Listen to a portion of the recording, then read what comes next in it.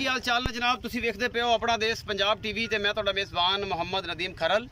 सब तो पहले अपने चैनल को करना है सबसक्राइब ते बैल आइकन ते क्लिक करना है कि अच्छी ते बेहतरीन वीडियो का नोटिफिकेशन हमेशा इस तरह मिलता रहे। तुसीं वेखदे रहो। ਇਹ जनाब मझ कल चढ़ाई सी मियाँ मकसूद लंगरीए दी काली लंगरीए दी जी नीली दे भजी फिरदी सी ऐन कदैन मैं कल सी ये 2,95,000 रुपये मुल किया सी।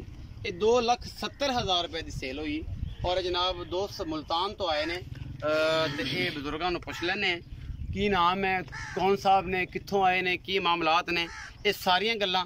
और मालक भी कोल है, कल 5,000 बयाना भेजा, बाकी पैसे मौके दे के पास करके लैके जा रहे हैं।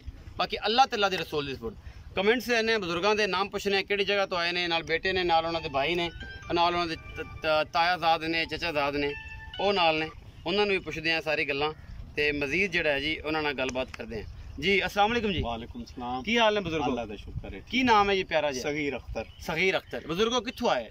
टाटापुर तो। टाटापुर मुल्तान है? हाँ मुल्तान है। अच्छा जी मुल्तान तो माशाअल्लाह वलियां दा शहर है जी। ते साडे शहर दी सौगात ने जनाब एक हाफिज दा सोना लवा ते दूसरी सौगात ने हाजी शौकत डोगर ते जिन्हां ने मुल्तान नु माशाअल्लाह तीसरा वजीर खारजा साहब भी ने शाह महमूद कुरैशी साहब। अच्छा जी बेहद शुक्रिया तुसीं नीली ते आए। ए नीली वगदा है नाल 2 किलियां तुहानूं दिखाया क्या वगदा पे ए तुसीं काली लंगरी दी मैं लई। कल तुसीं सौदा कीता 5,000 रुपये बयाना भेजा, तुसीं 3 किया सी, मैं कहा नहीं चेक कराओ, तुसीं कहा जी 5 है, तो मैं कहा 5 ही आया। वो 5 इन्होंने बयाना भेजता, सौदा माल चेक कर लिया, पास कर लिया जी, पैसे खुद गिन के दिते जी माल।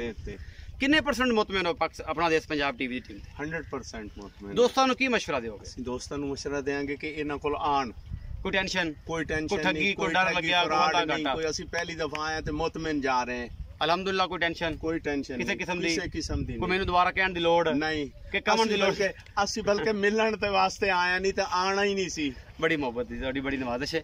अच्छा जी किवें लग्या सर तुहानू? बिल्कुल ठीक है जी। रेते च पैर सड़े तेरे? बिल्कुल सड़े। पंजाबी में बोलिया ते रेते विच जदों पैर लथे सड़े बिल्कुल कहंदा सी कच्चा नहीं है ते फिर पता लगे कच्चा है। बिल्कुल। लंगरे साहब आओ हजरा बिस्मिल्लाह करके। लंगरे साहब पैसे पूरे कर ले? हां जी पूरे। 1000 नोट 5,000 नोट पूरे कर ले? खरे खोटे सारे वादा घाटा कोई ऐसा ऑन द स्पॉट कोई ऐसा पास कराई? पास कराई। थन थुल सारे सेट? हां जी क्लियर आल सेट बिल्कुल फिट फाट।